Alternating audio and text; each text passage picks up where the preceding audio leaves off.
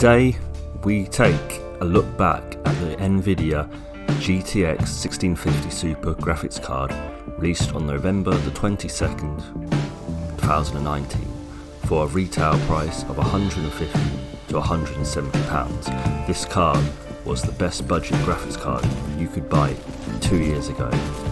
Now in 2021, we see if it can still hold up playing games at 1080p high settings, which it was intended to do when it was released. The specs of this card are a base clock of 1530 MHz with a boost clock of 1725 MHz.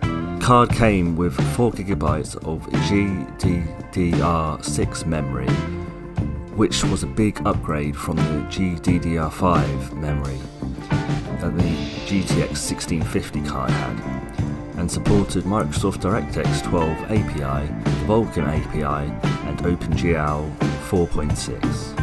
The card also came with the NBank encoder, which offloads compute-intense tasks from the CPU to the GPU. We will test 5 games today, which are CSGO, Witcher 3, Fortnite, Grand Theft Auto 5 and Red Dead Redemption 2, to see how this card is holding up in 2021, a modern title at 1080p high settings. So let's roll out that intro and crack on with the video.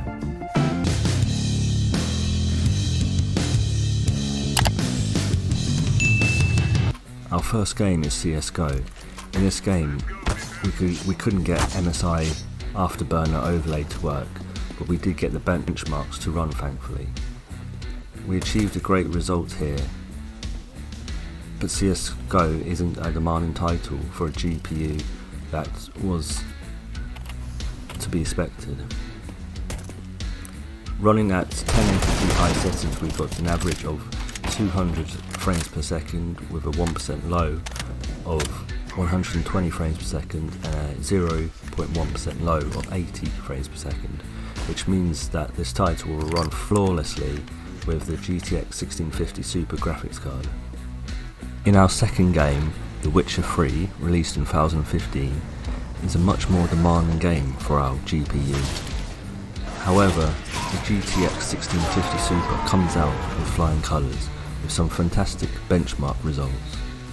At 1080p high preset, we achieved an average of 84 frames per second with 1% low of 72 frames per second. The game only sometimes did drop in frame rate, with 0.1% low of 24 frames per second, but this was hardly noticeable and very rarely happened. You would still have a great experience playing with this graphics card at these settings. In our third game, Fortnite, released in 2017, this is a more CPU demanding game than a GPU demanding game, so we expect our GTX 1650 Super to do well here. Thankfully it didn't disappoint with impressive benchmark results. At 1080p high preset, we achieved an average of 108 frames per second with a 1% low of 30 FPS. The game only sometimes did drop in frame rate to a 0.1% low of 8 frames per second, but this was hardly noticeable and very rarely happened. Probably going down to the middle or normal preset might be the best in this title, especially as it is an online competitive game where you want to always be above 60 frames per second for your best chance to do well at this game. In our fourth game, Grand Theft Auto 5, released in 2013 and then later released on the PC, this is a more CPU demanding game than a GPU demanding game, so again we expect our 1650 Super to do well here. Thankfully it didn't disappoint with impressive benchmark results. At 1080p high preset, we achieved an average of 130 frames per second with a 1% low of 30. The game only did sometimes drop in frame rate to a 0.1% low of 10 frames per second. This was hardly noticeable and very rarely happened. We only tested the in-game benchmarking tool here, so the results would change from area to area on the map, but again an impressive showing for a budget graphics card. In our fifth and final game, Red Dead Redemption 2, released in 2019 on the PC, it is a very demanding game for our graphics card. At 1080p high preset we achieved an average of 51 frames per second with a 1% low of 45 frames per second and a 0.1% low of 36 frames per second, but this game was very playable at these settings.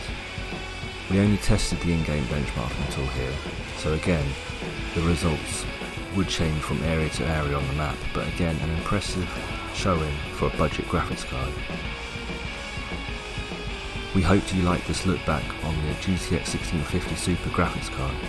Overall it's still the best budget graphics card you can buy, and I highly recommend someone looks at the graphics card for under £200 considers this graphics card first, as I feel it's the best in its price range and it beats the RX 570 and RX 580 offerings from AMD. Thank you for watching. Please like, comment and subscribe for more tech videos like this. Bye guys.